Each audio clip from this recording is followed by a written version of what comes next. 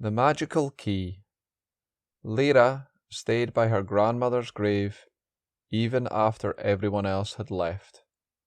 She had a white envelope in her hand, with her grandmother's handwriting on it. Inside there wasn't a letter, but a small silver key and a note that said, "Use this key to find your special magic." Lyra wasn't sure what the key opened. She couldn't remember anything of her grandmother's that it might fit into. "Lyra," her brother said, "time to go." Lyra gently touched her grandmother's grave and whispered goodbye before leaving with her family. In the following days, everyone talked about how kind Grandmother Martha was. She always gave the children puzzles to solve and questions to think about. Lyra really loved her grandmother and was quite close to her because of their shared love for music. But she wished she had left a clue about the key before she passed away. She tried to remember their last moments together, but she never mentioned the key's existence.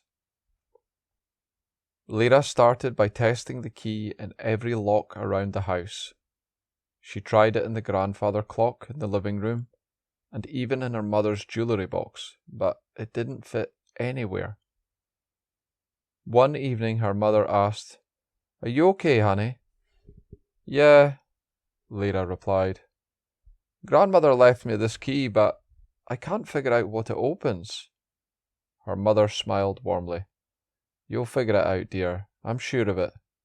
Now why don't you come inside and study for your biology test? It's coming up soon." As days passed, Lyra felt more and more restless. She believed her grandmother had left something important for her to find. When her little brother, Leaf, offered to help, she said no. She wanted to solve the mystery herself.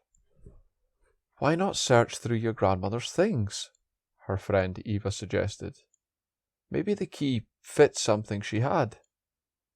Eva's idea seemed like a good one.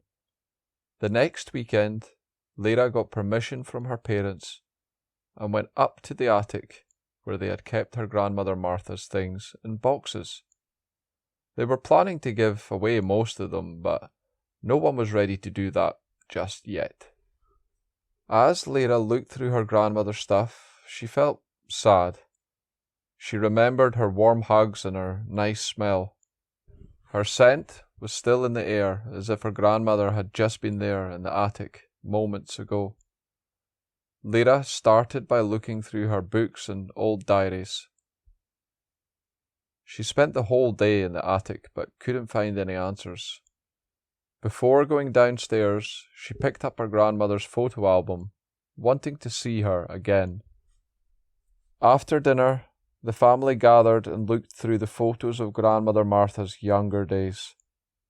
She played the violin in high school and was on the badminton team in college. Her life was full of adventures and laughter. "Where's this?" Leaf asked, pointing at a big house behind Grandmother Martha in a picture. "Oh, that's where Grandma and Grandpa lived after they got married," their father said, with a sad smile. "That's where I grew up." "Where is it?" Lyra asked, interested. "It's in the old part of town, dear. We moved when I was in college." "Grandma really liked that house," their mother added. "She planted flowers and that tree you see on the right." Sure enough, there was a small tree growing next to the porch. "Can we go there?" Lyra asked. Her parents didn't answer it immediately. They looked at each other and then nodded. The next weekend, the family drove to the old part of the city. When they entered the town where their grandparents used to live, Lyra noticed that almost all the houses looked similar. They all had stairs leading up to the porch and a garden inside the fence. Finally, the car stopped in front of a house with paint coming off and an old swing on the porch. They went up the stairs and rang the bell. After a moment, an old man with a deep frown opened the door. How can I help you? He asked. I'm Harvey's son, Lyra's father said.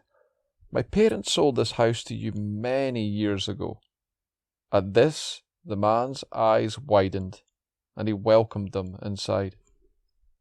I never heard from your father again, the man said, leading them into a cozy living room. He was a good man, wise and friendly.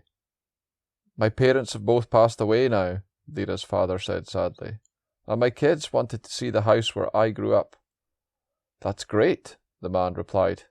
I didn't have your contact number, otherwise I would have called you. We found a violin case in a built-in cupboard in the attic. I think it belonged to your parents. Everyone was surprised when they heard the words. The man went inside the house and came back a few moments later with an old black violin case. Lyra had seen it in her grandmother's pictures. It was the violin she played when she was in high school. We couldn't open it, the man said, handing the violin to Lyra. We were hoping to find some way to contact you. When Lyra noticed the small lock in the front, she knew it was the one she had been searching for. Lyra took a deep breath as she put the key into the lock, and the case clicked open. Inside was the most beautiful violin she had ever seen. When she looked at it, she couldn't resist picking it up. It felt strange in her hands. It was light and made her want to play it. Everyone stayed silent as Lyra placed the violin on her shoulder and started to play. Beautiful, enchanting music filled the room. Lyra saw colourful threads of music coming from the violin, painting the room in soft rainbow colours. She looked at the smiles on everyone's faces, and that's when she understood. Her grandmother owned a special violin. Its music made people happy. Knowing that Lyra loved to play, her grandmother left this magical violin for her as a sign of her love. The end.